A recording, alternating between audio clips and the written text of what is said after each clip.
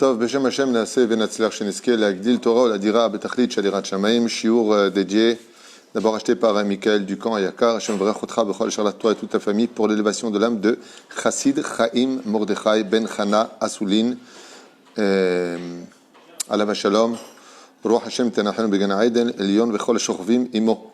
Donc je rappelle que vous êtes très nombreux à acheter des shiurim, il faudra juste attendre votre tour. Je m'efforce de faire un minimum de 3 shiurim par jour.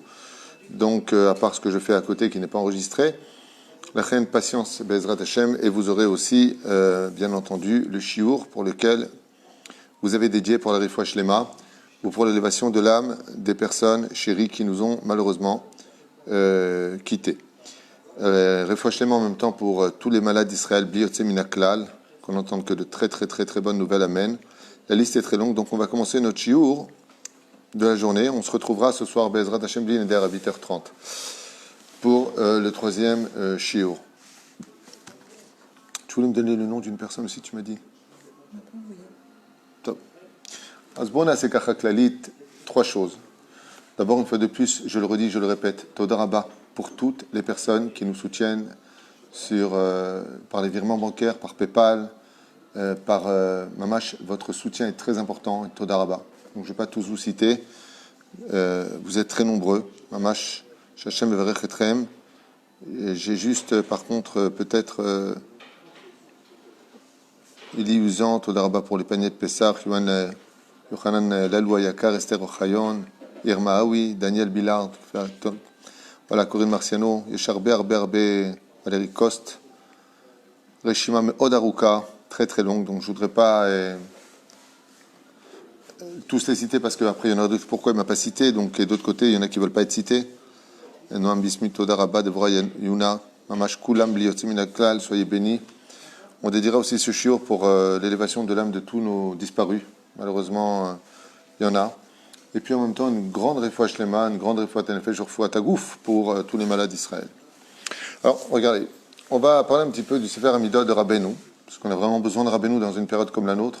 La Chassidut est tellement le médicament de la génération du Mashiach qu'on entend beaucoup de choses, comme je vous l'ai dit ce matin d'ailleurs dans le premier shiur, sur les réseaux sociaux, par le biais de rabbanim qui prétendent, à travers des références, attention, c'est pas des bêtises, à travers des références, à travers des enseignements de plus grands que ces problèmes-là, pour eux, viendraient du kissouille, des longues perruques. Il y en a qui disent que ça vient du fait que les rabbanim ont empêché la alia de beaucoup de juifs de monter en Israël. On entend beaucoup de choses.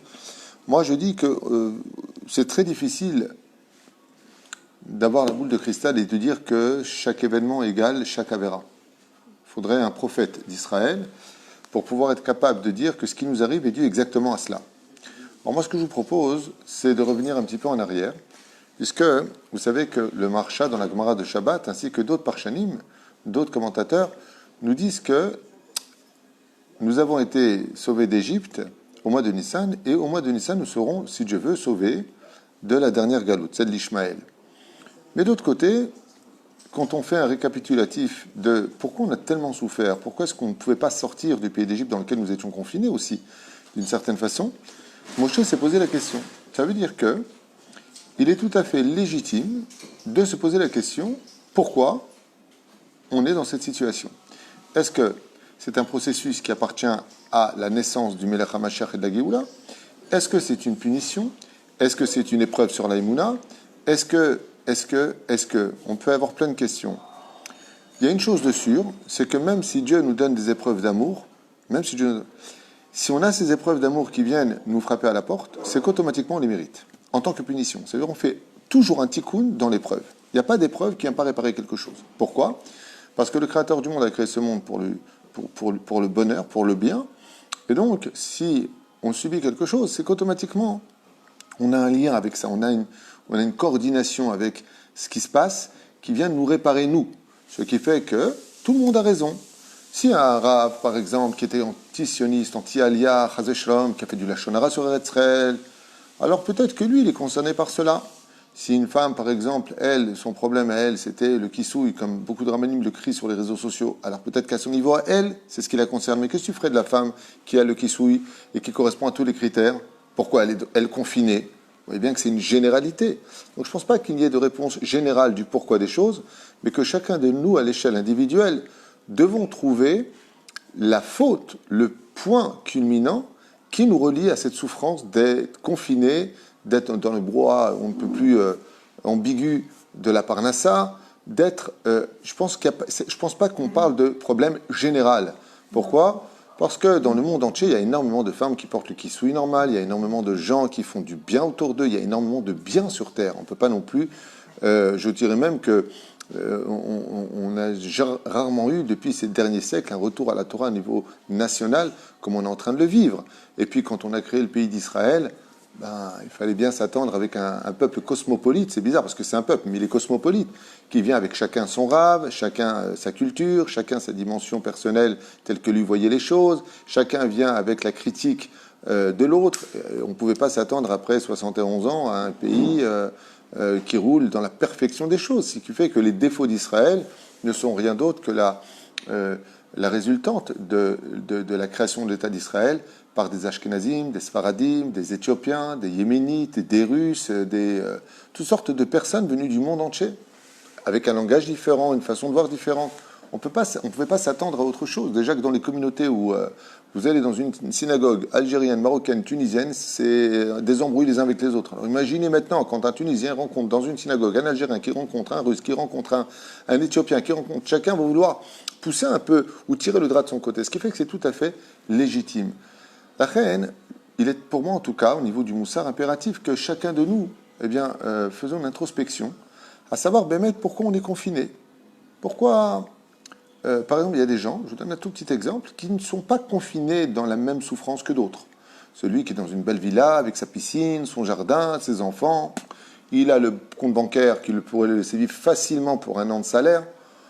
Lui, son épreuve, elle est beaucoup plus légère que celui qui est dans un petit 3 PS avec 6 enfants et qui n'a pas de quoi finir le mois et qui est dépendant des autres. C'est pas la même épreuve.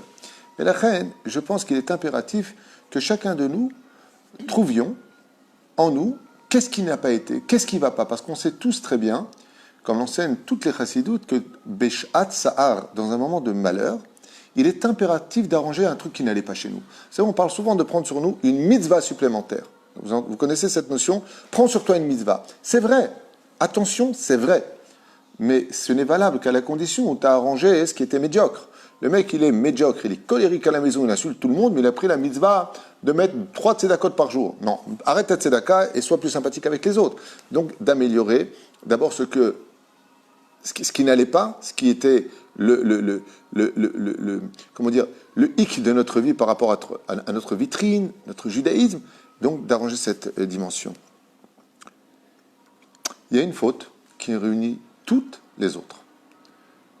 Et la Gemara nous dit, par contre, là, elle, c'est une généralité. C'est le Lachon Hara. À un tel point que la Gemara nous dit, il n'y a même pas un tzaddik qui ne fait pas tous les jours au moins un peu de l'avak Lachon Hara. Alors, Rabbeinu Harav, Moreno, Rabbi Nachman de Breslev, va nous donner quelques... Je ne vais pas tout lire. Vous voyez, j'ai noté plus ou moins ce que j'allais dire, ce que je n'allais pas dire en quelques instants, juste avant que mon épouse, que Dieu la bénisse, allume la caméra. Mais pour vous faire partager un petit peu la dimension du Lachon Hara. En 2 mots, de dire du Lachon Hara, vous savez que c'est dire des vérités. On en a fait des cours et des shiurim, et tout le monde le sait. Dire du Lachon Hara, c'est dire une vérité sur l'autre, pas un mensonge. Sinon, ça s'appelle Motzi Shem Ra. Celui qui fait un Motzi Shem Ra. On pose la question... Ça veut dire quoi, Motzi Shem Ra? Mauvais nom. Ça veut dire il ment sur l'autre. Il va dire de lui que c'est un voleur alors qu'il n'a jamais volé. Ça s'appelle Motzi Shem Ra. Lachon Hara, c'est de dire une vérité. D'accord? Mais le but de cette vérité n'est pas de le construire. Il n'y a pas de toilette, il n'y a pas d'avantage. Pourquoi tu le dis? Pour que les gens le sachent. Dans quel but? C'est quoi? Pourquoi tu en parles? D'accord? Par exemple, un Lachon Hara qui est très très commun. Je trouve qu'il a vachement maigri. Le monde se retourne, on le regarde. Oh, il a grossi. C'est du pur Lachon Hara. C'est ça, tu vois pas, celui-là il travaille. Je suis parti 2 fois le voir, qui dort. C'est du pur Lachon Hara. Et le langage dans lequel nous avons été malheureusement éduqués a été très mauvais dans ce domaine. Ça veut dire que la génération dans laquelle nous avons grandi, surtout il y a encore une vingtaine d'années, à cause malheureusement des télévisions, à cause des panneaux publicitaires, où on se permet facilement de critiquer les uns les autres, et surtout à cause des têtes qui sont à la tête du gouvernement, où ils disent constamment du mal des uns et des autres, au lieu de briller par rapport à ce qu'ils ont à apporter, le renouveau du pourquoi voter pour moi, ce sera constamment de dire vous, vous êtes des voleurs et vous, vous êtes des ceci, ce qui fait qu'on est un petit peu baigné dans une espèce de culture acritique. La critique fait partie quelque part de notre quotidien, de critiquer, de voir que ce qui ne va pas chez l'autre. La liberté d'expression. La liberté d'expression, bon, tu l'as dit avant moi, mais c'est exactement ça. On a été, si tu veux, un petit peu accepté au niveau de l'esprit que la liberté d'expression est bien un droit pour l'homme. Pour le judaïsme, c'est strictement interdit. On ne dit pas ce qu'on veut, on n'utilise pas les paroles qu'on veut, on ne pense pas ce qu'on veut. Il faut faire attention, c'est un sourd. Lamaïr arta harai. Pourquoi tu as pensé du mal de moi? On dit à la personne. La personne doit lui faire ses excuses. C'est pour cela qu'il y a des conditions sur lesquelles, ça par contre, on est tous concernés. Je défie une personne qui me dit que hier elle n'a pas fait de la shonara. C'est impossible, on en fait sur nos enfants, on en fait sur nos épouses, les épouses en font sur les maris. Ça, alors, je ne vous parle pas des belles-mères, ou les belles-mères sur les belles-filles, comme c'est marqué dans la Gemara de Sota.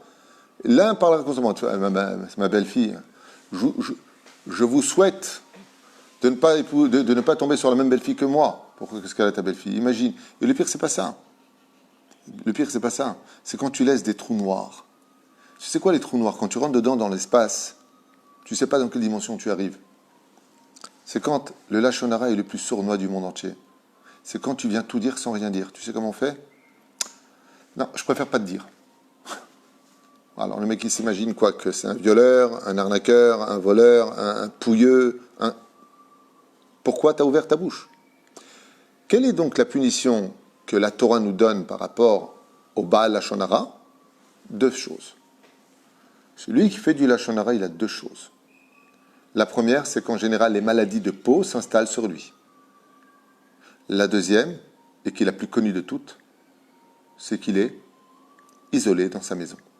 Il est retranché du peuple. Et comme c'est marqué dans la paracha de Tazria à la fin, paracha de Tazria et Metzora, on l'enferme dans une maison comme on l'a déjà expliqué. Ce qui fait que si je devais mettre en parallèle ce que l'on subit avec celui qui était puni du Lachon Hara, on pourrait trouver un lien très référencé du fait qu'aujourd'hui, eh bien, nous sommes confinés à cause de notre haine gratuite, de nos critiques. Et vous savez, quelqu'un m'a posé la question ce matin très intéressant. Il m'a dit, Rav Tuitou, tu sais quand on est parti faire les courses, c'est un mec qui m'appelle, il me dit, Rav Tuitou, je comprends pas. Qu'est-ce qu'il veut Dieu chez nous? On peut même plus être en famille. Je lui ai répondu quelque chose en rigolant et il m'a répondu, bah, vous avez raison. Je lui ai dit, au moins ça ne nous donnera pas l'occasion de les critiquer. Parce que c'est vrai qu'on veut être en famille, mais qu'est-ce qu'on se dispute? Qu'est-ce qu'on se critique? De toute façon, toi, tu vois pas qu'est-ce que t'es, et sans moi, si je n'avais pas payé les courses, et ben, chacun chez soi. Alors c'est peut-être une caricature, j'en sais rien, mais j'appelle une deuxième référence. Il y a une deuxième référence à cela, et j'aimerais vous dire laquelle. C'est que quand on se rappelle pourquoi le Beth Amikdash a été détruit, les Chachamim nous disent à cause de la haine gratuite et la mauvaise bouche que nous avions. La Gemara dans Sanhedrin nous dit, tant qu'on n'aura pas réparé ça, il n'y aura pas de Beth Amikdash. Étant donné que tout va très très vite en ce moment, et que tout va sur le domaine international, et que les Juifs sont aussi touchés par ce virus, c'est qu'il y a un message directement pour nous. Et pourquoi je parle du virus? Parce que le virus est extraordinaire. Parce qu'il se transmet essentiellement par le biais de la parole, de la bouche, ouais, et une personne peut en toucher plein d'autres sans savoir que les autres ont été touchés, sans que lui ne sache qu'il l'a transmis. Exactement le principe du Lachon Hara. Je dis quelque chose, lui va le répéter à l'autre, c'est impossible de savoir ce qu'il est parti, ce virus. C'est pour ça que quand on voit le virus tel qu'il est par rapport au Lachon Hara, il est évident qu'il y a un lien au niveau de l'idée de comment ça se propage. Eh bien, les deux se propagent exactement de la même façon. Tu rentres chez toi, tu écoutes du Lachon Hara, tu rentres à la maison, tu le donnes à tout le monde. Prends ce que là te dit, celui-là, il est comme ça, tu rapportes, tu fais du rapportage. Et tout le monde reçoit ce Lachon Hara. Si tu reçois ce Lachon Hara, toi-même, tu attrapes le virus du Lachon Hara, et donc tu dois être isolé. Et pourquoi les nations du monde? Tout simplement parce que les nations du monde, eux aussi, font du Lachon Hara et du Motzi Shemra, surtout sur Israël. Les nations du monde n'ont pas cessé de mentir sur le peuple d'Israël. Le peuple qui massacre les Palestiniens, le peuple de ceci, le peuple de cela. Tout a été, et j'en ai eu des preuves, tu le sais, parce que c'est toi-même qui m'avais donné ces journalistes arabes, pas juifs, arabes, qui m'ont dit ouvertement au téléphone, Monsieur le rabbin Tuitou, vous avez raison, tout est déjà préprogrammé. Quand on a des choses, des films sur la valeur de l'armée d'Israël, de ce que vous faites pour les Arabes en Israël, de ce que vous donnez en Israël, elles sont automatiquement éliminées de la table des informations. On ne transmet que des choses négatives à Israël. Eux aussi sont tenus de dire des vérités sur Israël. On sait qu'ils ne nous aiment pas spécialement, mais ça ne leur donne pas le droit de cacher la vérité. Puisque, où est-ce qu'est la faute des nations du monde? Eux, dans les informations, ils disent, on ne doit pas cacher la vérité. Alors pourquoi vous cachez, dès qu'on parle d'Israël, vous cachez la vérité d'Israël? Pourquoi? Mais par contre, la désinformation, elle reste très longtemps sur les réseaux. Eux aussi sont touchés par cette plaie. Mais nous, on est concernés par rapport à quoi? Par rapport à cela. La Gemara nous dit, tant que les enfants d'Israël ne cesseront de parler des uns des autres, et aujourd'hui on a une occasion extraordinaire. C'est comme on ne se voit pas, on n'a plus rien à dire. On est en train de faire teshuva sur le Lashon Hara. C'est pour ça que j'ai pensé avec vous. Il reste les réseaux sociaux. D'accord, on va en parler. Mais sinon, peut-être qu'il y aurait déjà autre chose que ce qu'on vit. Anilo Yodéa. J'apporte une idée. Je ne dis pas que j'ai la science infuse et je ne dis pas que ce que je dis est exactement la raison pour laquelle je fais les choses. Le seul qui puisse y répondre pour moi, c'est ou ma chère ou Dieu lui-même. Moi, j'en sais rien. Mais ce que je peux dire, par contre, c'est qu'il y a un rapport à l'échelle internationale et nationale du peuple d'Israël qu'il faut absolument réparer, c'est celui de se taire, de fermer sa bouche. Zebatou Arsheken. Okay? C'est pour ça que, bizarrement, on met les masques. On met les masques. Et les masques, ça veut dire, je mets la main sur la bouche. Tais-toi. Il y a un remède qui est fait là-dedans. On ressemble aussi à des chiens. Pourquoi des chiens? Vous allez voir qu'il y a un rapport toujours entre le Lashon Hara et les chiens. C'est que l'animal symbolique du Lashon Hara, c'est le chien. Le chien, il est chutzpan, il est agressif dans sa façon d'être intérieure. Il est chatsouf, on dit en hébreu. Il est culotté. Quelqu'un passe, wow, wow, wow, wow, wow, wow. Et alors, qu'est-ce qu'il y a? Oui, il est passé là. Et alors, il est passé là. En quoi ça te dérange? La reine, en général, ceux qui faisaient du Lashon Hara, vous allez voir ce que veut dire Rabbi Nachman à propos du chien et du Baal Lashon Hara. C'est-à-dire, il y a une femme qui faisait énormément de Lashon Hara et de Motzi Shemra sur Israël, qui s'appelait Isével. C'est la femme du roi Achav, Eliyahu, prophète d'Israël, qui vivait à cette époque, la maudit. De quoi? Tu te feras dévorer par les chiens. Puisque tu aboies toute la journée un chien, eh bien, si donc, tu te feras dévorer par eux. Alors, c'est comique parce que quand tu vas dehors, avant, tu voyais des hommes qui n'avaient pas de visage couvert par des masques et les chiens qui avaient des muselières. Aujourd'hui, tu vois des chiens sans muselière, mais tu vois des hommes qui les sortent avec des muselières. Quand tu vois ça dehors, c'est marrant, ce truc. Le chien qui marche, il n'a pas de muselière, il n'a pas de chose qui lui tient sa gueule, tandis que les gens qui marchent, ils ont ça. On dirait que tout s'est inversé. Et c'est pas pour rien qu'avant, les hommes sortaient leurs chiens pour faire leurs besoins. Aujourd'hui, comme on a le droit de sortir, dans certaines régions, en tout cas, du globe de la Terre, que pour sortir les chiens, eh bien, ce sont les chiens qui sortent les maîtres. Maintenant, on me dit, mais Rav, il y a des tzadikim qui sont partis à cause de ce virus aussi. Nachon, ça a toujours été comme ça. C'est pas un renouveau de l'histoire. Ça a toujours été comme ça. Quand, par exemple, le premier temple, Nabucodonosor a envoyé Nebuzradan conquérir Jérusalem. Les premiers à avoir été tués, c'est qui? Les Kohanim, les Rabbanim, et ainsi de suite. Toujours. Ce sont toujours ceux qui ont le plus de mérite qui partent. Les Madavardomé, l'exemple que je vais donner n'est pas très joli, mais il exprime parfaitement ce que je veux dire. Un homme est venu voir son ami. Il lui devait énormément d'argent.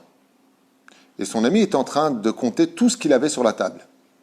Il avait plein de pièces de monnaie, et puis des monnaies plus importantes, et puis des billets de 5, des billets de 10, des billets de 20, des billets de 50, des billets de 100. Il y avait des billets de 200, des billets de 500. Alors qu'est-ce qu'il a fait, le riche? Il est venu le voir et lui a dit, écoute, toi tu me dois 100 000 shekels. Je vous pose une question, il va prendre la monnaie ou il va prendre les billets de 500 direct? Tu me dois 100 000, qu'est-ce que j'en ai à faire moi de ta monnaie? Donne-moi les 100 000, tu me dois ça. Ainsi à que je il y a des gens, sans les juger, ils valent une petite pièce, il y en a d'autres, ils valent un billet. Mais les tzadikim, ils valent des billets de 500. Donc quand vient celui qui vient récupérer, en d'autres termes, de quoi payer les avérotes qui ont été faites, les dettes spirituelles que nous avons dans le ciel, il n'y a pas de quoi s'étonner qu'ils prennent des billets de 500. En d'autres termes, les tzadikim. Omer Harav, donc avec Rabbi Nachman, Sefer Amidot, pour vous servir.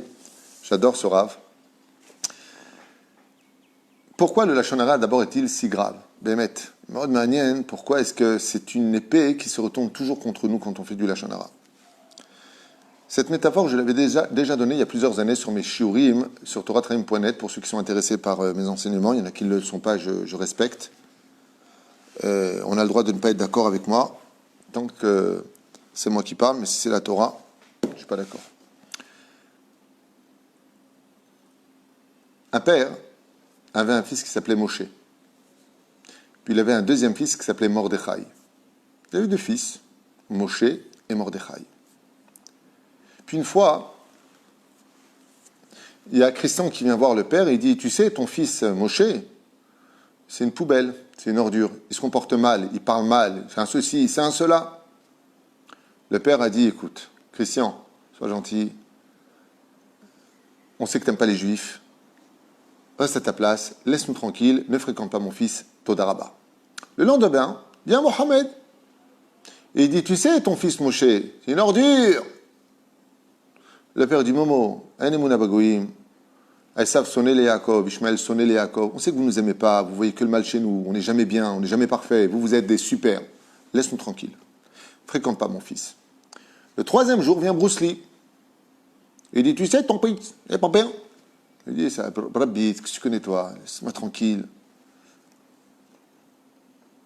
Le problème qu'il y a, je vais vous dire où c'est que le quatrième jour sont venus Christian et Mohamed, et ils ont dit au père, ton fils, il n'est pas bien. Et parmi eux, il y avait qui?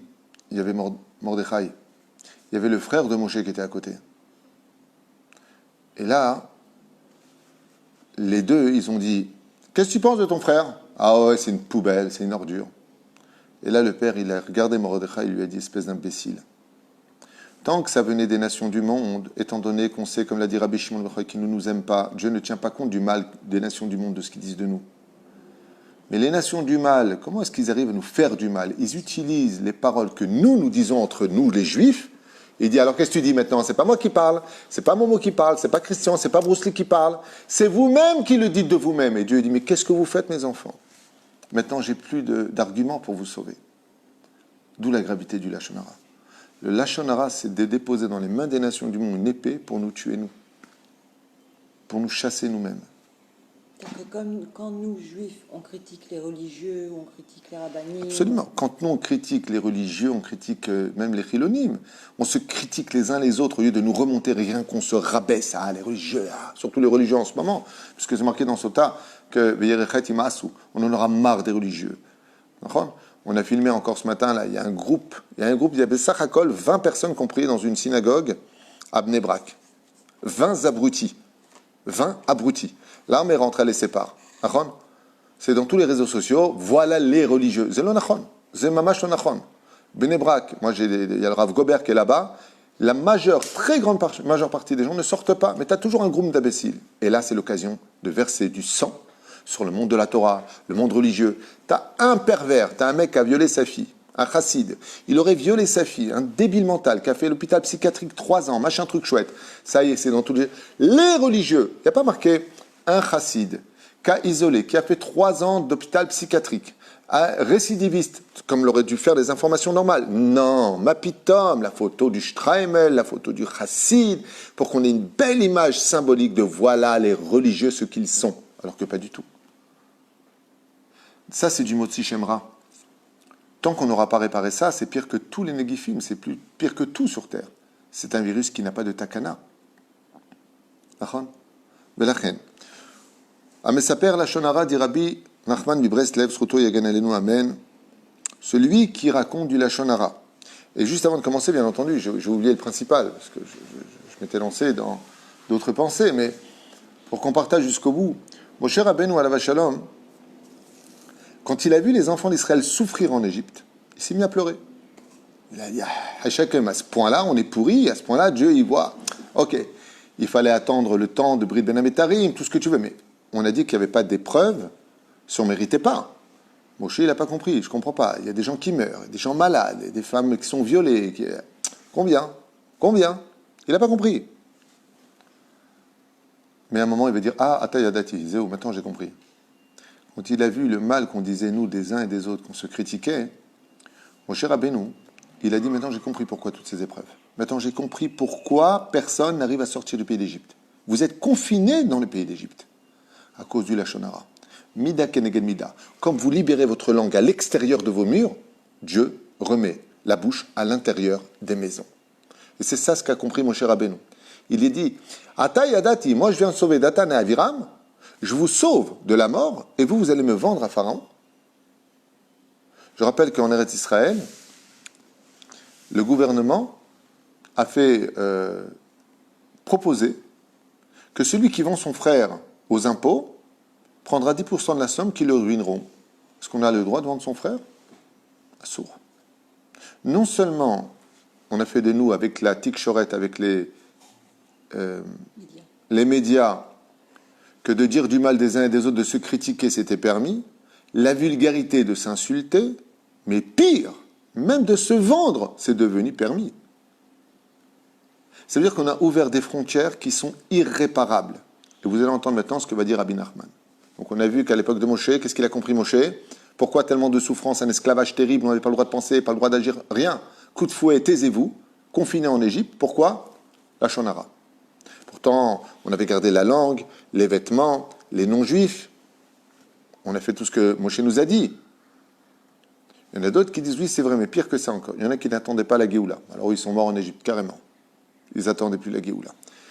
Botav et Rabotav, je vous demanderai, pour les 10 minutes qui nous restent, d'ouvrir vraiment grand vos oreilles et d'écouter ce que dit Rabbi Nachman à propos dans le Sefer Amidot. On ne va pas tout faire parce que ce serait très long. Pour qu'on puisse s'en servir et mieux vivre aujourd'hui. Amesaper Lachon Hara, tout celui qui parle des uns et des autres. Le Chavetz Chaim dit aussi bien du mal que du bien. Évite de parler du bien. Pourquoi? Parce que si tu parles du bien, par exemple, tu vas parler de Moshe en disant du bien de lui, et que Moshe, il a une embrouille avec l'autre. Il lui dit, attends, tu ne le connais pas du tout. Tu vas provoquer que l'autre dise du Lachon Hara. Akadosh Baruch Hu Omer Lassar Shel Geinam.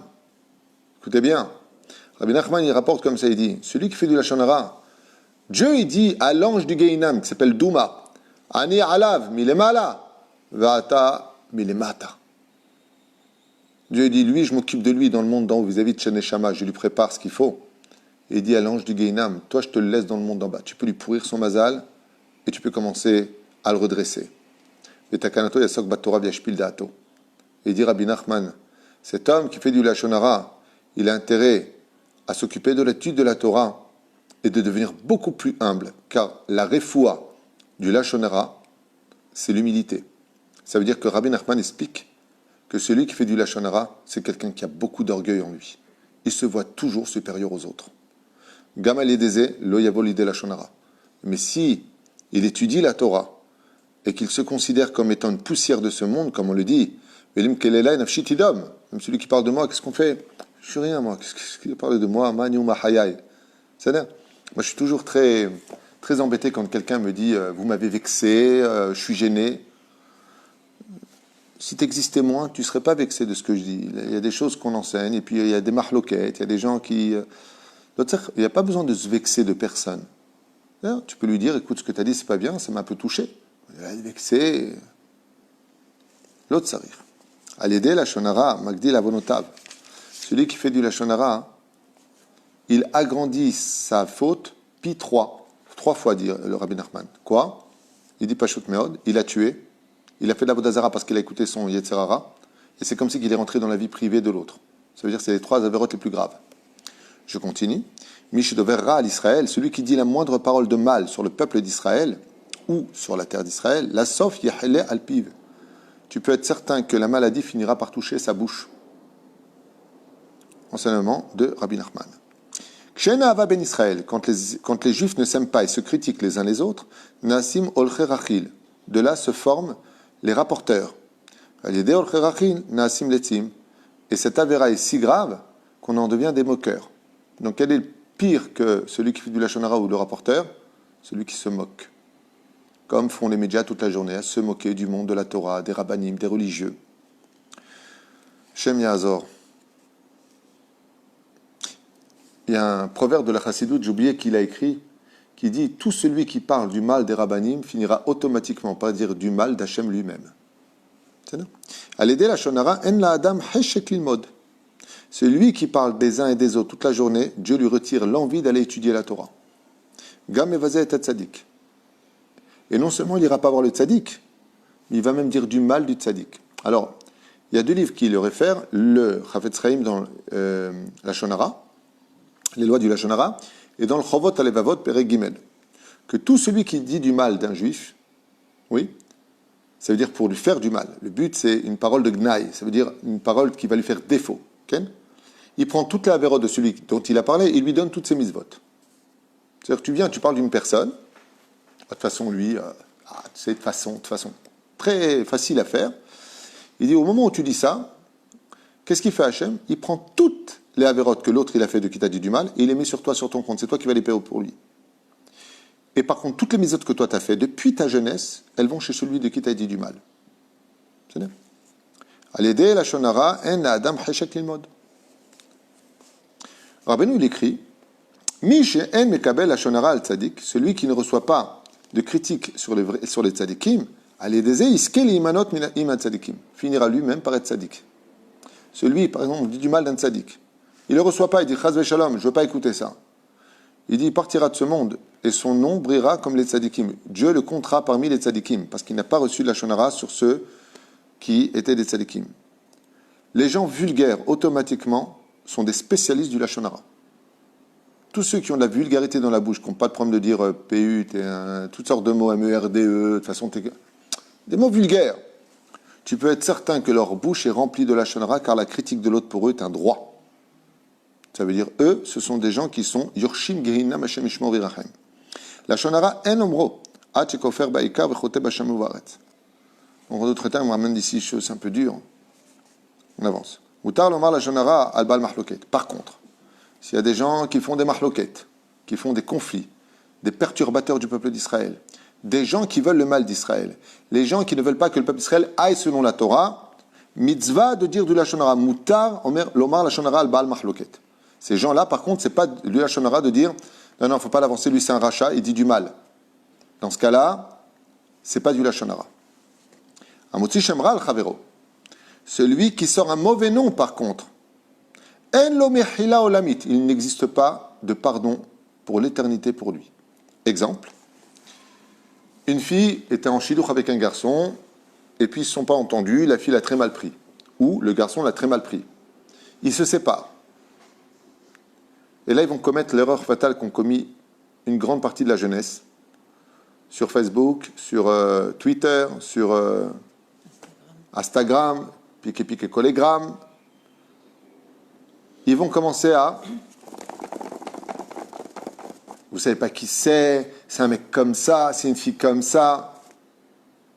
Ces gens-là, dit Rabbi Nachman, En laem kapara olamit. Olamit. Ils n'ont plus de possibilité de faire teshuva. Non seulement, si il...